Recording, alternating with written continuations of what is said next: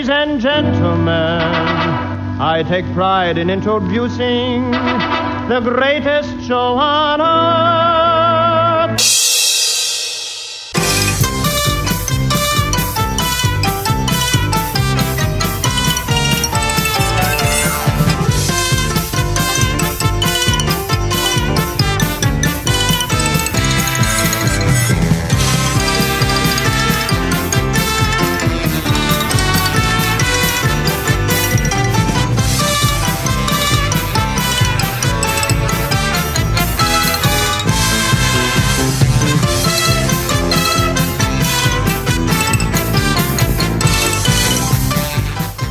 Welcome to the Uncle Floyd podcast. My name is Scott Gordon.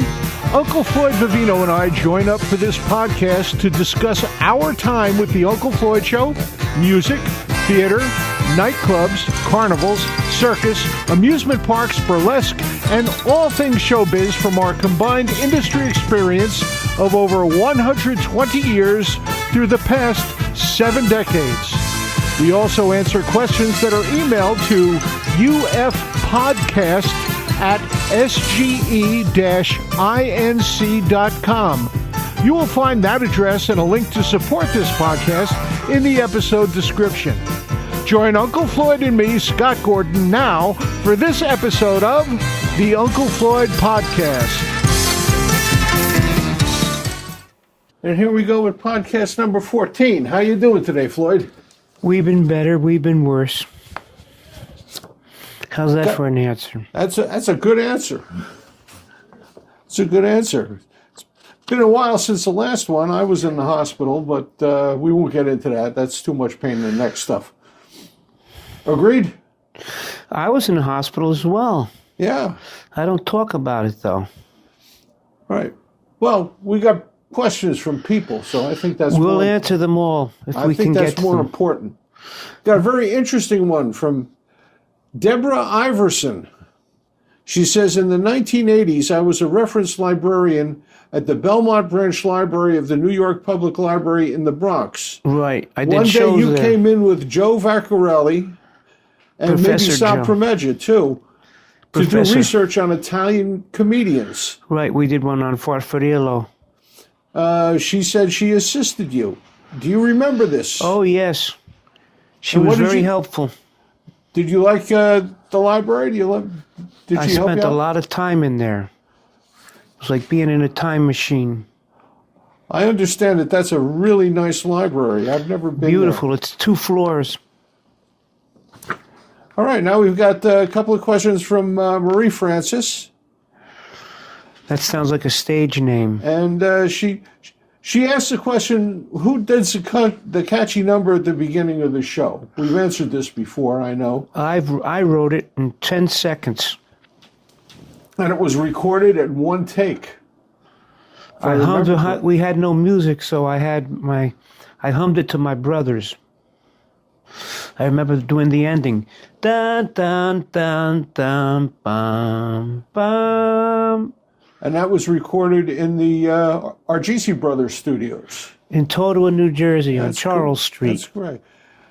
She also wants to know the house where we did the opening, where everybody was in the windows for New Jersey Network. Whose house was that? My in-laws in Newark, in Down Neck section. And she also wants to know, since you love to cook so much, what's your favorite food to eat? Italian, and then comes Chinese. Now we got a question from Joe Montoto. He says, my question this time around revolves around filming your classic shows. This means pre-New Jersey Network, I think. Was there ever a consideration given to having a small live studio audience at that time? Yes, we did too.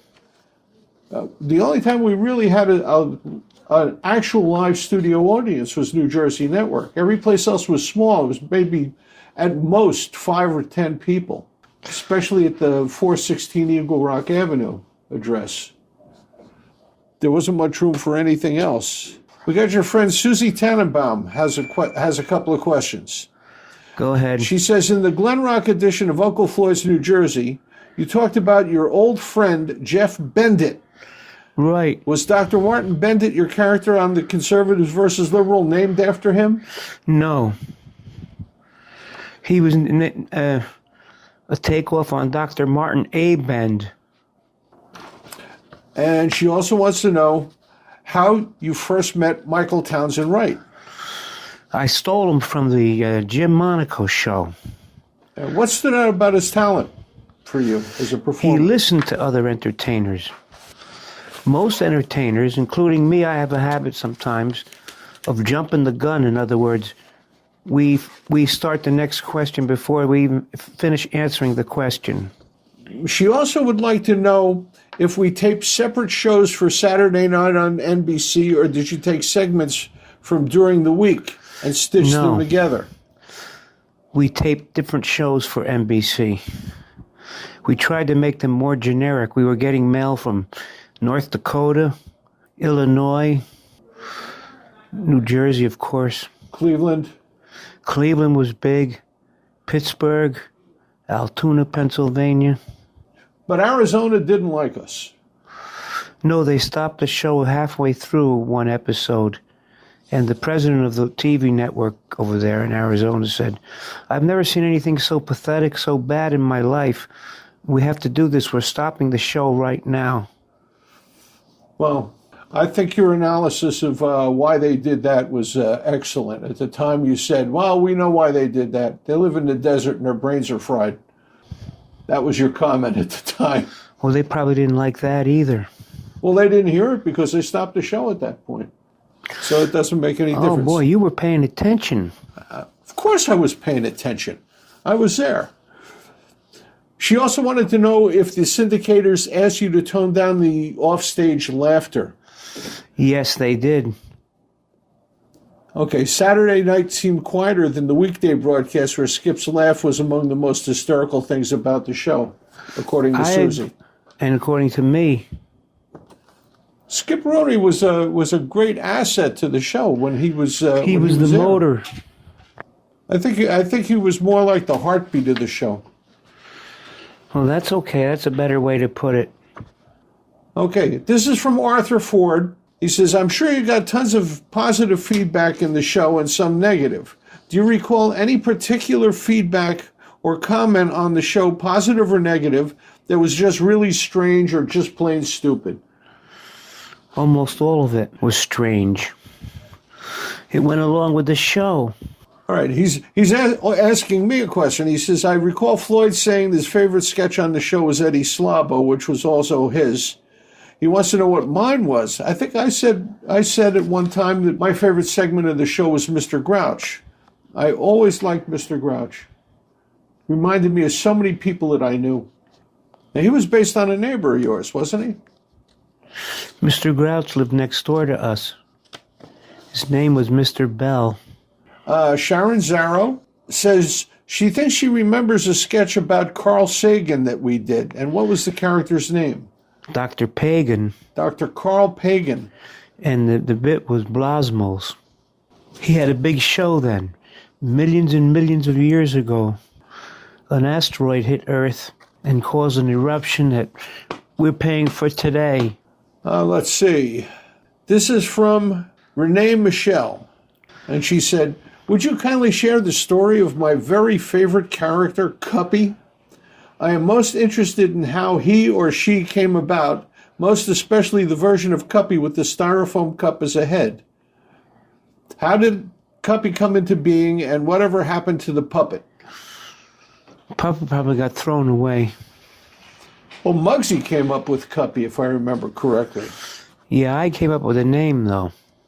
It was a styrofoam cup head originally. If I remember correctly, the body was a Shirley Temple doll that had lost its head, and Muggsy tied it together with loose string and put glasses with the big nose on it.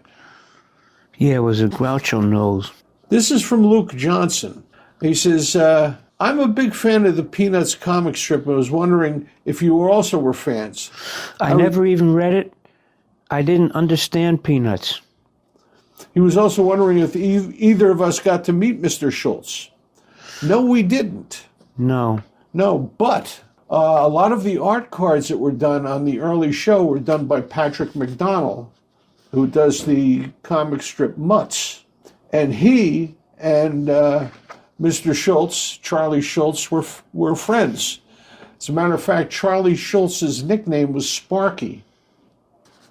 Patrick McDonnell named the character in his strip Mutts, Sparky, who was a guard dog. Did you know that? No, but I called my third son Sparky was his nickname. Why did you call him Sparky? We were at the bowling alley one afternoon, and I rubbed his head for good luck, like he had a crew cut, and a spark came out of his head. You got the static electricity? I guess that's what you call it, right? Yeah. Now, this is from somebody named Ryan, doesn't give a location or a last name, but he said, what is the first thing Uncle Floyd wants to do after you get out of rehab? Eat a pizza. Oh, I've seen people bring you pizzas here, but is there a special pizza you want? One with everything on it. The kitchen sink, as they call it. Peppers. Onions. Anchovies. Is that your favorite pizza? One with everything on it? More or less. My favorite pizza is onions, anchovies, and black olives. I'll take that as well. That's my favorite. What's your favorite pizzeria? It was in East Harlem, 116th Street. And what was the name of it? Patsy's. Patsy's Pizzeria? Patsy's Restaurant? Yeah, 116th and 1st. Right now, my favorite pizza is Kinchley's in Ramsey. It's a very thin crust. But before that, my favorite pizzeria that's no longer there was Barrels in Lodi. That I thought was the best. We used to sneak out of work and go over there and have lunch when I was working in the chemical plant in Paramus.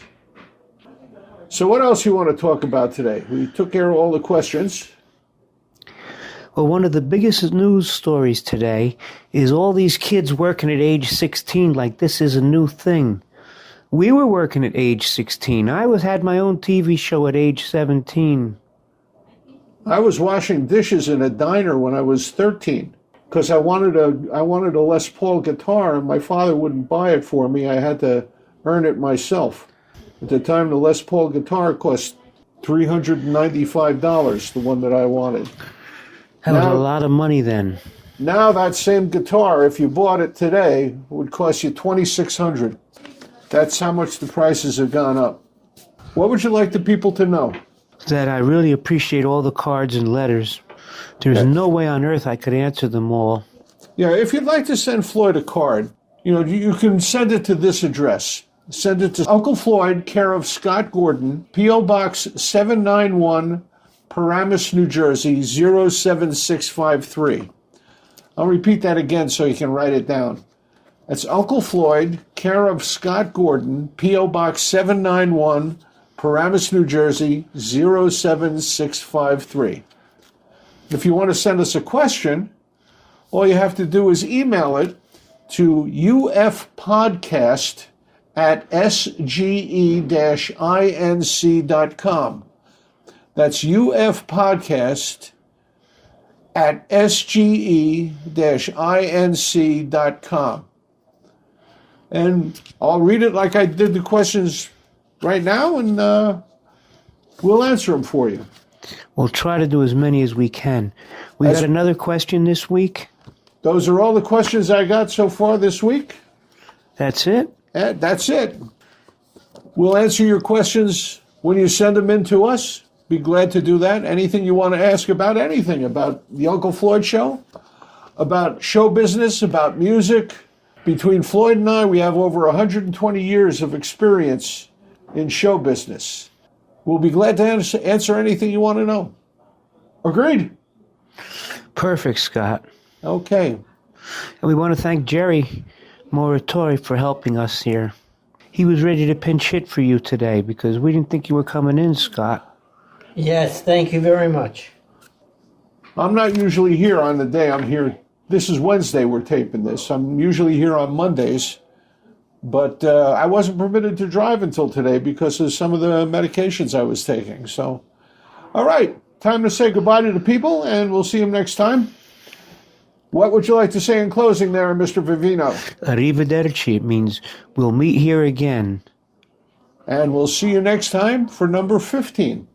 Thanks for joining us. This is Scott Gordon, and we'll see you again next time. There we go. We're done. Thank you, Scott. Thank you, Jerry. Tuesday at 8, we have a date. Tuesday at 8, we have a date for This Was the Uncle Floyd Show. And keep your eye on the podcast subscription, and you'll know when the next one of these comes up. They'll let you know.